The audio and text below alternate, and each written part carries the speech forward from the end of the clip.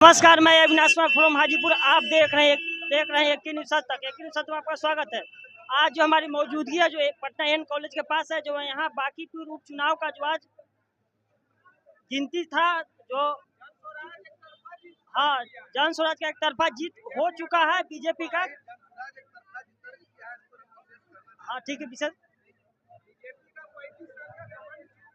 BJP का 35 साल घमंड टूट चुका है। चलिए उसके बारे में जानकारी देते हैं। चलिए, हाँ बोलिए सर, क्या कहिए सर प्रशांत जी के बारे में। हम कहना चाहते हैं कि प्रशांत किशोर जी की माननीय प्रशांत किशोर जी की प्रचंड जीत हो रही है, क्योंकि 35 से 40 साल में कहा जाता है कि बीजेपी जो है सो जितना भी राउंड का वोटिंग होता था उसमें जो है सो बीजेपी हर बार लीड में रहती थी। एक बार भी दूसरी पार्टी बढ़त में नहीं आती थी। इस बार हमारे प्रशांत किशोर जी जो है सो हर बार 16वें राउंड तक लीड में है और उम्मीद है कि वो पूरे 30 राउंड तक लीड में ही रहेंगे। तो हमारे लिए सबसे बड़ी बात है, हमारे लिए सबसे बड़ी बात यह है कि हम कितने वोटों से जीतते हैं, हमें उससे तो अभी मतलब नहीं है।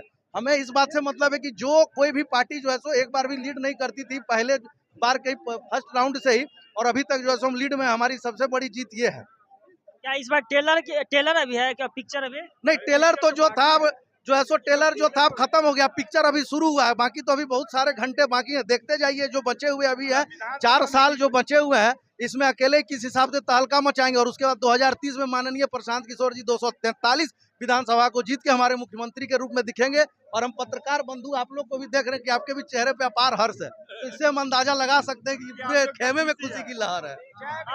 अब कोई बीजेपी की टक्कर लेने वाला कोई आगे, इसके बारे में क्या कहिएगा। बीजेपी से टक्कर लेने वाले तो ये शुरू से थे, ये तो बीजेपी को बनाए थे। हर जगह जो है सो इलेक्शन करके रणनीतिकार यही थे। तो ये पिछले इलेक्शन में 2025 में अपने आप कहीं से खड़ा नहीं हुए थे तो जनता का कॉन्फिडेंस नहीं आता, लेकिन ये 2026 में आए, उपचुनाव में खड़े हुए, लोगों को इनका कॉन्फिडेंस जो है सो दिखा और लोगों ने इनको प्रचंड जो है सो मतों से जिताया है। तो 2030 में हम उम्मीद करते हैं कि इनको मुख्यमंत्री के रूप में देखना चाहते हैं।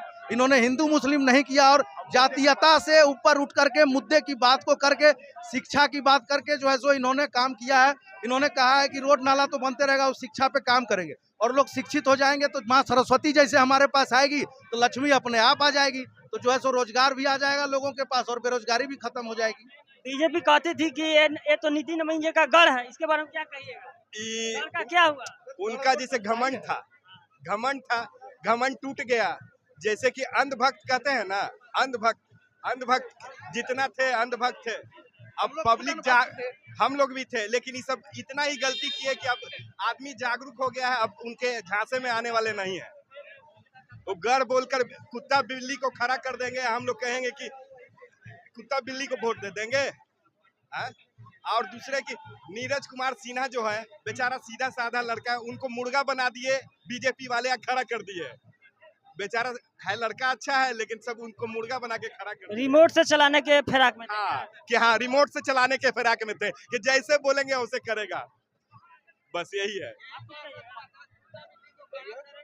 एक्चुअली हमें ये कहना है कि अभी इस तरह का यहाँ का माहौल आप लोग देख रहे हैं कि किस तरह का परिवर्तन एक पूरे बिहार के लिए एक मैसेज है, ना केवल बिहार के लिए, पूरे बिहार के लिए, पूरे भारतवर्ष के लिए।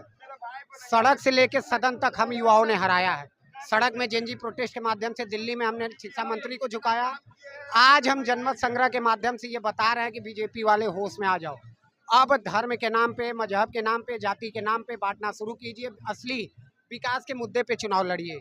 आपके क्षेत्र में यही प्रशांत किशोर उन्होंने बोला है कि अब 242 विधायक और यहाँ के लगभग जितने सांसद हैं वो आके अपने क्षेत्र में विकास पे काम करेंगे। अब हिंदू मुस्लिम और जाति के आधार पे भैया फलना जाति चिल्ला जाति नहीं, सभी जातियों ने बढ़ चढ़ के इनको वोट दिया है।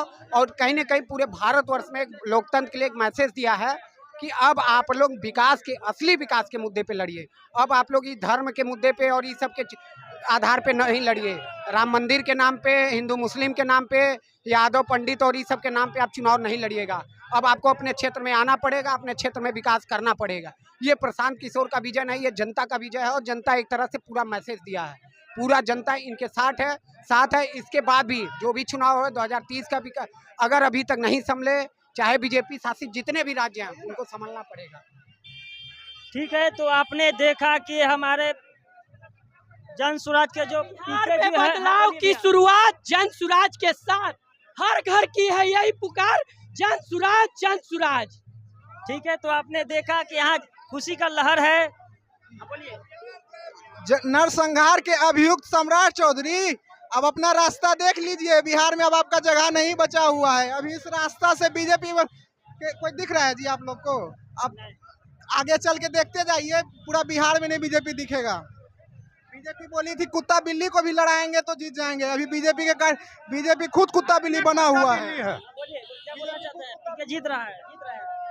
अरे यह है कि सम्राट चौधरी और जो यहाँ के नितिन नवीन जी थोड़े जो चल गए केंद्र में राष्ट्रीय अध्यक्ष बन गए, उन लोग का तो छोड़ के भाग जाए खोटा गद्दी। एक गरीब आदमी के रिक्शा वाला ठेला वाला के रहने के लिए शरण ना नहीं दिया। क्यों दिया? जब लालू प्रसाद उनका से पहले स्वर्गीय इंदिरा गांधी 1980 में दिया रहने के लिए। ठीक है, तो आपने देखा कि यहाँ पे जो जो खुशी का जो माहौल है, जो हमारे जन स्वराज के जो नेता पीके जीत रही है यहाँ से बांकीपुर विधानसभा से। हम जीत गए, हम लोग जीत गए। बाकी पूरा अभी झांकी है, पूरा बिहार अभी बाकी है।